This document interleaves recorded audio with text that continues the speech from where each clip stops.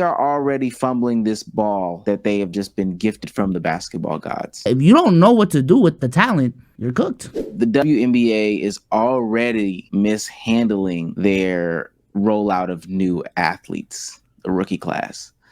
This rookie class got a lot of motion, and maybe they need to take the keys out of some of these people's hands because they do not know what to do with it. First and foremost, we have a game on Friday. Tomorrow is the first preseason game of the season. You know, some of the bigger stars in the league. Y'all know who they are, right? The Angel Reeses, the Caitlin Clarks. The WNBA league pass is free for the first couple of weeks or whatever. Why would you schedule this at the same exact time? I don't know. It just seems a little silly. Screen cooked me. But let's continue to go down the line and see some of the other things they have going on. You go and you're releasing new merch for the championship team, the crop top hoodie. You know, the kids want to see that stuff. Subria says, a singular sponsored post on IG would have sold this out in one day. So I cannot believe I had to scroll the website to page 4 to discover a crop top hoodie for the back-to-back WNBA championships with signature W orange aglets exists. Again, I ask, what's the strategy here? Burying it. Just straight burying it. Another one, they had an issue with all the jerseys and all this stuff. When y'all search WNBA on Nike, what 3 teams pop up? It's not a team, it's one player. I get it. Caitlin Clark is great. This is a monumentous time for the WNBA. They are butchering these things. They are dropping a lot of the balls, especially on the media days. We've seen some of the media days for some of the players. They had the mommies looking good out there in LA for the Sparks, Cameron Brinks for Kia Jackson. Chicago didn't have none of that, and they are still a piss poor organization. We talk about the security. Caitlin Clark has extra security. I don't know if y'all have seen Caitlin Clark's extra security that she has running around. Other teams don't need any security. I didn't know Caitlin's gonna get mobbed like that. But that's long story less long. They are already fumbling this ball that they have just been gifted from the basketball gods. Omar, I got a question for you. Do you think before before March Madness, Jesus Christ, before March Madness last year, do you think the NCAA even did a good job of marketing Caitlin Clark, or did Caitlin Clark come to them type shit, if that makes sense? I think Caitlin Clark came to them. I think a lot of people don't even recognize that she led the nation in scoring all 4 years. I don't know if it's women's college basketball's prerogative to market their players, especially like back then. Like that's just not the thing. Same thing with college sports. Y'all gonna watch, it's college. Y'all are in towns where ain't shit going on. We're marketing the whole sport. Also, we don't got to pay y'all. We're not worried about the revenue. No way. Like, we're making our money from other shit. The TV deals are always going to be there. Y'all's, it's the student tuition. I know you know, because, you know, everybody that went to college up here, all 4 of us, part of your tuition went to them student athletes. They was going to make their money. In a different situation where there's a league that has to sell themselves to, like, people, you would probably just want to navigate just a little bit differently, you would think. Yeah, that's where I'm getting at. Is just, I feel like, you know, when you give an L marketing team good assets, it doesn't really matter if you don't know what to do with the good assets to market. Like, and I think that's what happening with the WNBA. We've talked about how they've had marketing for years. I think Caitlin Clark has been a gift to them in terms of making that easier for them. They know who to market. You just got to figure out how to market. And on top of Caitlin Clark, she's also increased the marketability of other athletes. On top of them, in and of themselves also being marketable as well. But yeah, if you don't know what to do with the assets, the talent, you're cooked. The NBA playoffs are here, man. There's a lot of money to be made if you play daily fantasy sports. And if you want to get into the action, you guys can use Prize Picks, the sponsor of this podcast, our preferable way to play daily fantasy sports. We will show you how to play the game right now, and it is very, very simple. Just sign up for an account, download their app, go on their website, and make some picks. And if you really know ball, you can win some money. I'm going to go ahead and look down here. Kevin Durant, 36.5 points plus rebounds plus assists versus the Cleveland Cavaliers. I'm sensing a big game from KD tonight, man. Hit more for me, please. And then Darius Garland has been letting me down all year, and it's just another day of the year. Hit less for me on the PRA as well for Darius Garland. Omar, you decide how much we put on the entry. You got to risk it to get the biscuit. I'm going to put 210 on there. Make place entry. And if you use code LKIB, PrizePicks will match 100% of your first deposit up to $100. Shout out to PrizePicks for sponsoring this video. Now let's get right back to the content. Question and statement. Statement first. One, when we're, I don't know if. Okay, question first. With Caitlin Clark, what were you upset? Were you upset that it was just her jersey being shown when they said like NBA jerseys whatsoever? Like, was it No, WNBA jerseys? Was it a problem that was just Caitlin Clark? No, it's not that it's just a problem. It is that you have other people that you could market and you just decided to market them. I think that a lot of people are starting to get the curtains peeled back from their eyes with the whole conversation of like, nobody wants this shit. Nobody wants to buy it. Nobody's wearing it, so therefore, because nobody wants to buy it. Nobody's watching it. Those conversations, and people are starting to realize, oh, well, the reason why is not necessarily because nobody wants to, is because how do you access this stuff? So, but you would say in a situation like that where you're searching WNBA jerseys, they're pushing Caitlin Clark.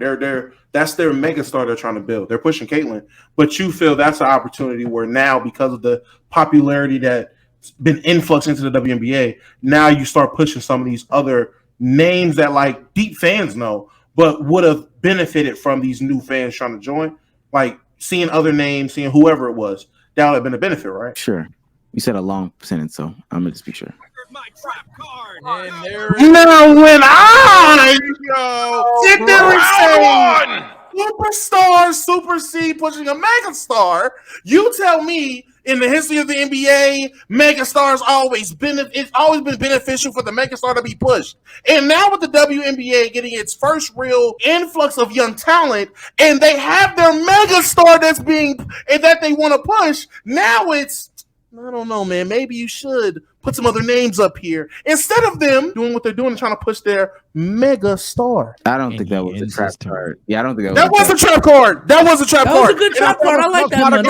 That was Bada Green. That was Mirror Force. That was Mirror Force. Chat finally got one. But the statement, in terms of the scheduling thing, honestly, I just think that was you don't get to do a trap card and then try to walk over and stay in there. The duel's over. All you hit points. And I end my duel. Am I in this match? Get to do that. I think what I've said has been misinterpreted or maybe just forgotten. I wasn't saying that it's not important to have other names. We're talking about what carried the league. That's what we were talking about. So in the conversation about no, I'm taking my win. I'm not even about to go down this road with you, nigga. You triggered my trap card. I got one. I just wanted my one. I don't care. Anyway, comment below who won. I just wanted my one. I don't care. Anyway, that's literally what it was about. What's going to carry the league into the future? And literally, we're seeing it with Caitlin Clark. We're seeing how her singular superstar entity is carrying the league into the forefront where a collection of superstars couldn't in the past with the WNBA. But again, that doesn't mean that there's not a time. Ultimately, well, I'm going to let you go ahead, but ultimately, I think this I was crazy. Ultimately, I think this is going to be a great opportunity because there are things that are missing, in-depth stats. What the fuck was that? Go ahead, Damo. Just go ahead. Yeah. I was just gonna say, talking about why would they schedule the games at the same time? They came out with the they had made that schedule well before they knew who was on these teams. Like, because with the Daniel, was it Daniel Taurasi that's gonna be playing Caitlin Clark day one? They was promoting that way back when. I forgot who they were.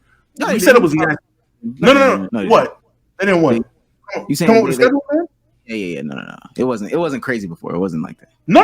I'm saying, what you call it? I forgot whoever it was that was hating on Caitlin Clark, and then her team put out the poster saying, "Hey, get the season opener against that team." I figured the schedules were made back then. That was a couple weeks ago. That was the draft had already happened, Damo. Didn't it? It's still dumb to schedule 2 games, only 2 games in a day at the same time. But that was before that poster happened after the draft. Did it? Yeah. Oh, okay.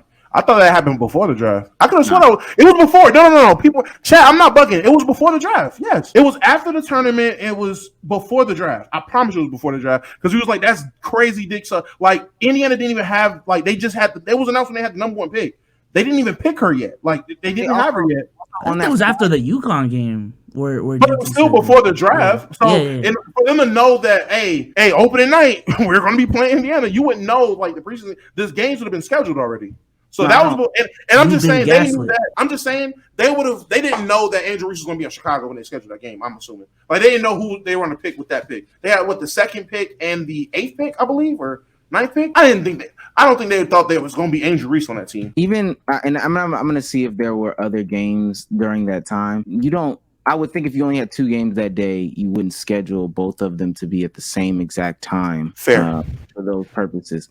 But if I'm not mistaken, that flyer that you were talking about, God, I can't spell all of a sudden. I just spelled it right, and then I can't spell it right. That flyer that you're talking about was the day after the draft. Or it was after the draft. They had 22 on the flyer. Oh, wasn't that a controversial thing about like, damn, they put 22 on the flyer before she got drafted? Wasn't that the thing about that? The controversial thing was just she was hating on her, and then her team, like the team, doubled down by promoting her versus potentially Caitlyn, who everybody had going 1. And Indiana had the first pick, so they was already hyping up that matchup. I don't remember 22 being on the poster. I just knew they were promoting Indiana playing, like her playing Indiana. I think I do remember something about like, damn, they didn't even draft her yet, and they're already promoting her on the team. I do remember that. That literally was the conversation. Yeah. Long story less long. Ping pong de ping pong. They got to tighten up, man. Damo, you were wrong, but nonetheless. Hey man, if y'all don't promote this shit like the class of 2024, but then spam up Caitlyn even more, bro. Like it's kind of like when we do certain thumbnails or certain TikToks, dog. Have B-Soul start that shit off. Like what are we doing, bro? Like just have Caitlyn Clark be the baby face, but still push for class of 2024 because you got like 5 names in that jump. That is a minimum, by the way. That is backpacking the clout towards your brand. The only pushback that I'll say against all of this is maybe they're waiting for them to do it in WNBA clothes versus hyping up the draft class with college hoops. But I think that's immature. For the love of God, just push these players. Yeah, they're just fucking it up. It's not even on some like, they're only pushing Caitlyn Clark shit. Like, why aren't you promoting the defending champs fucking merch? Like at all, not even an IG post that people can click a link on. Just gonna bury it on page 4. Like, that's just a bad practice, regardless of who you're pushing. And y'all website ass. Oh, okay. NBA's as well. Okay, so it was held on the 15th, and then that Diana Taurasi poster was on the 8th of April. So Agent Juju gonna get crazy. When Juju eligible? she's a sophomore. Damn it! Hard to be a sophomore. Should be all right.